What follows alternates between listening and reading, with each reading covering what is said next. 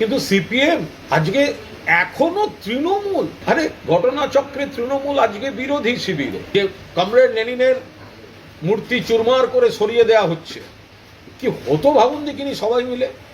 এই কমরেডরা বদলাবে না, এই কমরেডরা বদলাবে না, এখনো তৃণমূলকে অ্যাটাক। কিন্তু ওদের লেনিনের মূর্তি ভেঙে যাচ্ছে, তা নিয়ে কোনো বিদ্রোহ বিপ্লবের কোনো নমুনা নেই।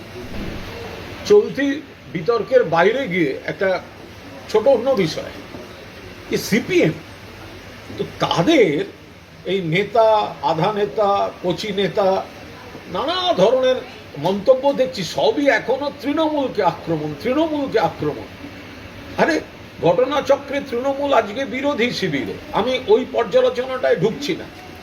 কিন্তু সিপিএম আজকে এখনো তৃণমূল। কমরেড ভ্লাদিমির লেনিনের মূর্তি ভাঙা হয়ে গেছে, তা নিয়ে তো কোনো মিছিল মিটিং, ওখানে 14 জন লোক মিলে কে কোথায় হাঁটলো, তো কোথাও তো সেই আক্রমণ বিদ্রোহ, এটা যদি কোনোভাবে তৃণমূলের কেউ জেনে বা না জেনে বা কোনোভাবে তৃণমূল যুক্ত হতো, যে কমরেড লেনিনের মূর্তি চুরমার করে সরিয়ে দেওয়া হচ্ছে, কি হতো ভাবুন দেখিনি সবাই মিলে। সিপিএম এর নেতারা এখনো তৃণমূল। এই যে বলছেন না জোটে যাব না, সব বিপ্লবীদের নানা রকম স্টেটমেন্ট। আরে ভাই, আপনারা জোটে আছেন, ইন্ডিয়া ব্লকে আছেন, সেখানে তৃণমূল কংগ্রেস আছে, সিপিএমও আছে। তো সুতরাং আপনারা আছেন ইন্ডিয়া জোটে, ইন্ডিয়া ব্লকে, তো আপনারা তো আছেন, ফলে আমরা থাকবো না, এই কথাটার মূল্য কি?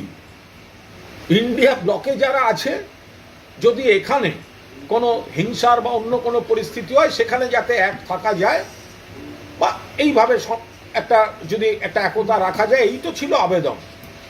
না ভিডিও, আরে ভাই ক্ষমতা থাকলে তাহলে ইন্ডিয়া ব্লক থেকে বেরিয়ে দেখা।